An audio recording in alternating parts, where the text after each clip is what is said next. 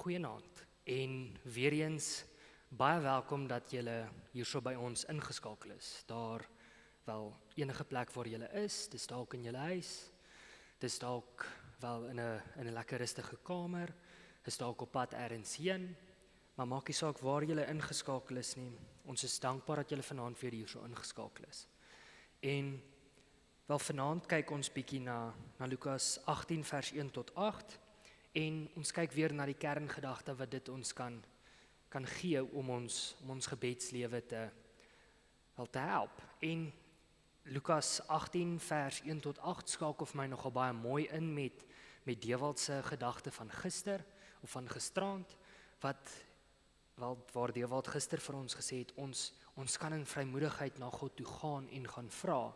En vanaand sin voel vir my ons gaan bietjie worstel met die gedagte, maar hoekom na God toe? Hoekom nie na iemand anders toe nie? Hoekom nie na iets anders toe nie?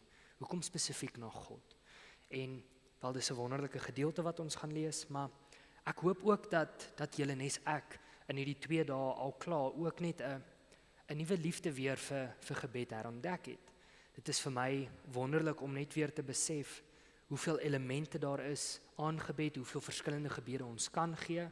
Ek dink Dewald het dit baie goed en mooi vir ons gewys. En dit het my net weer, ek was nog altyd opgewonde vir gebed, maar dit het my net weer laat besef hoe kragtevol en hoe magtig gebed werklik is. En wel met dit wil ek dan sommer hê ons moet dadelik inspring in Lukas 18 vers 1 tot 8. Ek gaan julle elkeen weer 'n geleentheid gee om die gedeelte te lees, daar waar julle is, om rustig te raak, dit stadig deur te lees, dalk te kyk en te luister wat vir jou uitstaan. En dan as julle klaar gelees het, kan julle die videoetjie verder kom speel.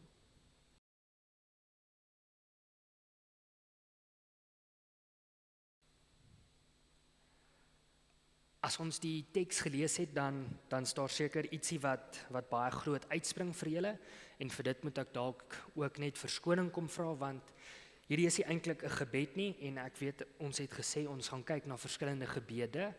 Hierdie is eintlik 'n gelykenis wat Jesus vir ons kom vertel, maar hierdie gelykenis som hierdie kerngedagte van gebed vir my die beste op. Ek dink nie daar's 'n gebed wat ek al raak gelees het wat hierdie konsep so goed vasvang nie. En die konsep waaroor ons gaan praat vanaand is geloof, om te glo. Dis juist waaroor hierdie gedeeltetjie gaan, en Jesus kom sê dit sommer reguit aan die einde van hierdie gelykenis vir ons. Hy vou nie doekies om nie, maar hy kom sê sommer dadelik, maar gaan die seun van God, as hy terugkom op aarde, geloof hierso vind. Dit is nogal dis 'n harde stelling wat hy kom gee. En dit los ons ook met hierdie vraag, maar wanneer ons bid, glo ons werklik dit wat ons vra? Ons het gehoor, ons kan na God toe gaan en kom vra, maar glo ons dat God gaan help? Glo ons met die woorde wat ons sê dat God luister, dat God daar is? Of is dit dalk net nuttelose woorde wat ons kom deel? Dis die moeilike vraag wat in hierdie gelykenis na vore kom. En ja, dis nie 'n gebed waarna ons kyk nie, maar dit dra steeds waarde. Wanneer ons bid, wanneer ons praat met God, glo ons dat God luister, glo ons dat God daar is, maar ook glo ons dat God ons gaan help, glo ons dat God leiding gaan neem waar ons vra vir leiding, of is dit net nuttelose woorde wat ons kom sê? Is dit net 'n rympie wat ons elke aand sê? En dis hierso waar ek graag wil fokus op die vrou in hierdie verhaal, die vrou wat met die regter gaan praat, want hierdie vrou doen 2 wonderlike goed vir my. Ja, dis albei om die feit dat sy die regter gaan vra, maar in daardie vraag vir die regter doen sy 2 belangrike goed. Die eerste ding is, sy weet dat as sy die regter gaan vra, hierdie regter het die krag, die mag en die gesag om haar toestand te kan verander. Sy gaan na die regter toe, want sy weet dis die regte persoon om te vra. Sy weet dis die persoon wat haar kan help, want hulle het die krag en die mag om dit te doen. Sy gaan nie net na enige persoon toe nie. Sy gaan na 'n regter, want sy weet daardie persoon kan haar help.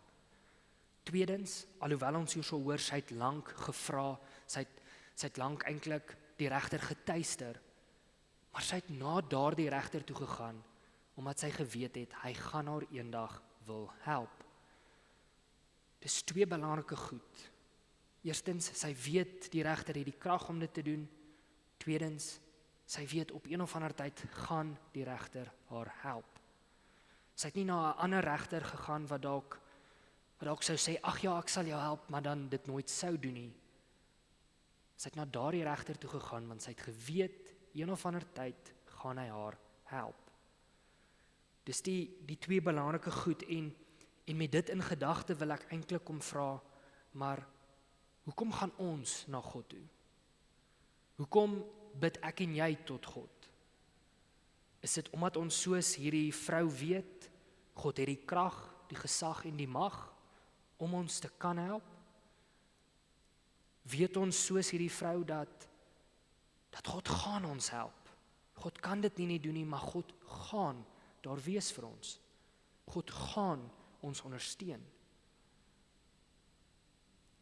En hierdie antwoord het ek eintlik al klaar laasweek by ons jong werkende Bybelstudie gekry.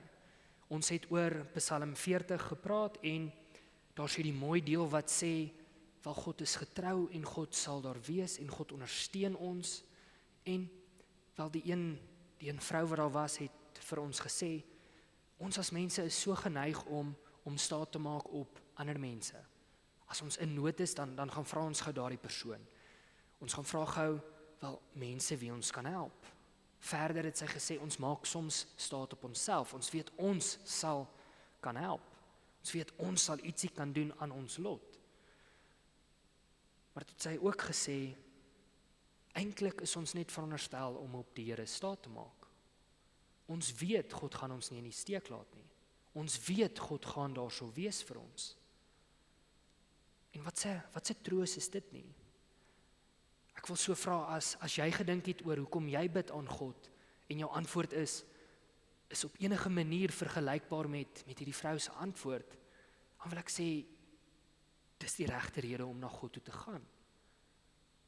Want ons gaan na God toe, omdat ons weet God kan ons help. En ons weet God het die liefde om ons te wil help.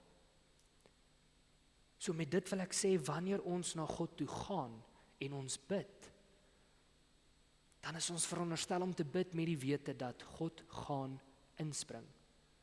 God gaan ons help, God gaan ons red. God gaan daar wees.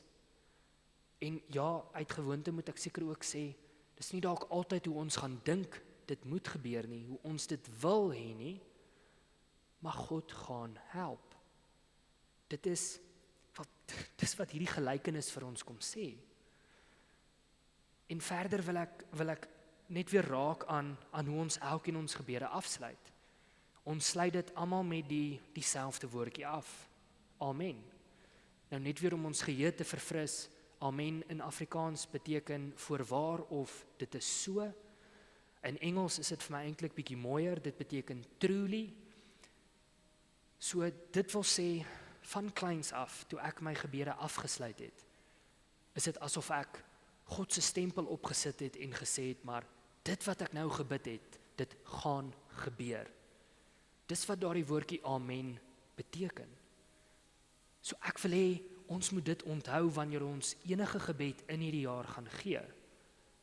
Wanneer ons sê amen, dan sê ons, maar God gaan dit doen.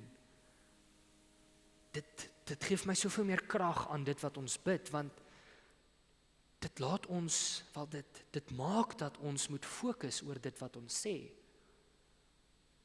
Dat ons moet mooi dink oor wat ons bid, oor wat ons vra. Want as ons sê amen, dan sit die bevestiging dat God gaan help. Dat God gaan daar wees, dat alles wat ons gesê het, gaan wel tot in 'n mate gebeur.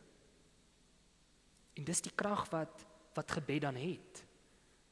Gebed is nie net iets wat ons sê nie, dis nie net 'n rympie nie. Maar dis werklik God wat na ons luister. Dis ons wat na 'n God toe gaan wat krag het, wat mag het, wat boop dit ons nog wil help.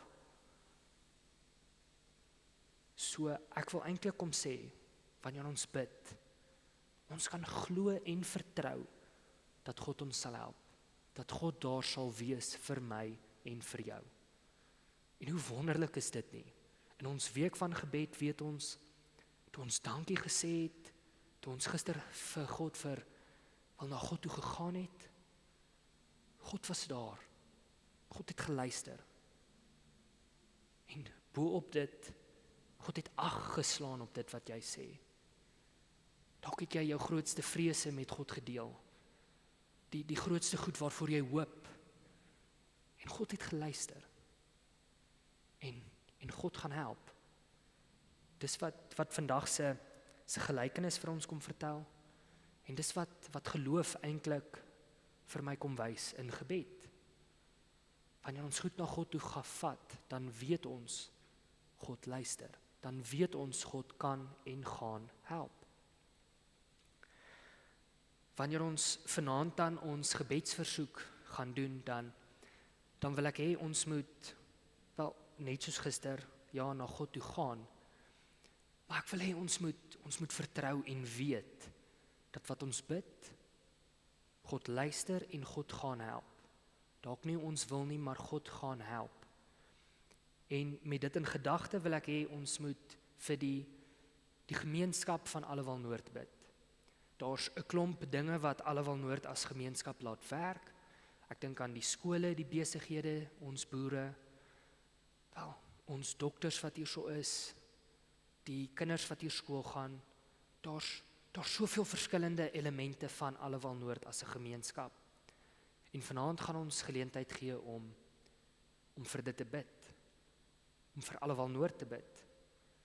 En ek gaan weer wel geleentheid gee dat ons stil kan raak, dat ons met God kan praat. En ek wil weer eens net kom sê, wees bewus van die feit dat dit wat jy vanaand bid, God luister. Nie net luister God nie, maar God het die krag, die mag, maar ook die wil om ons te kom help. Dus kom ons sluit ons so.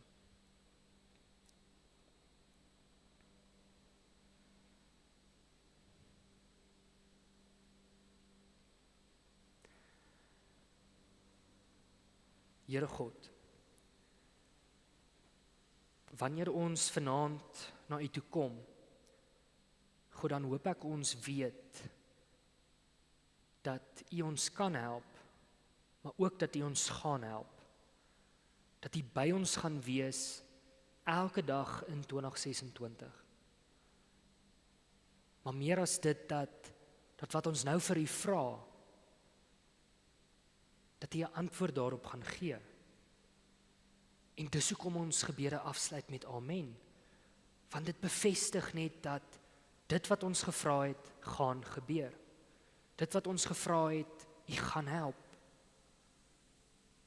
So God, wanneer ek vanaand aan Allewil Noord dink, ja, ek dink aan verskillende dele van Allewil Noord. God, ek dink gewoonlik eers aan die skool, by ons skole, want daar's meer as net een skool hier. En God, ek wil vra dat U met ons jeug sal wees. God, dat hier waar die nuwe jaar begin het, dat U hulle die nodige krag en energie sal gee. Maar God, ek wil ook bid vir die mense wat in beheer is van die skole. God, dat U hulle die nodige wysheid, insig en kennis sal gee om wonders te kan doen met Allewil Noord se skole. God, as ek verder dink aan ons boere, dan weet ek, daar's 'n klomp angs wat na vore kom. Daar's goed wat ons boere laat stres, wat lewe dalk net tans ongemaklik maak. En God, as ek vanaand na U toe kom en ek vra vir hulp, dan dink ek so ook aan ons boere, dat U met hulle sal wees. God, dat U steeds elke dag saam met hulle sal boer, saam met hulle sal gaan.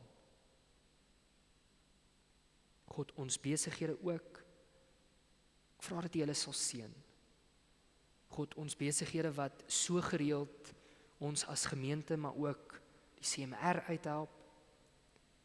God, ek vra dat U hulle ook in oorvloed sal seën. God, as ek dan bietjie verder dink, dan dink ek ook aan Huis van der Horst en die mense daar. God, ek wil vra dat U die bestuur van Huis van der Horst sal seën, dat hulle die regte besluite sal maak. God, maar ook dat hulle met dieselfde liefde en omgee as U die mense daarso sal behandel. God, so dink ek so aan elke persoon wat in Allewil Noord is. En God, daar's baie van ons hierso. Daar's mense wat aan hongersnood ly, daar's mense wat geen werk het nie. God, ek wil vra dat U hulle sal seën. God, dat U hulle sal help. God, dat U verlossing daarso sal bring. God, so weet ek ook daar's klomp ander mense ook in Allewil Noord. En God, U weet wat elkeen se probleem is. U weet waardeur elkeen gaan. So God, help asseblief. Bring verlossing, bring redding. Amen.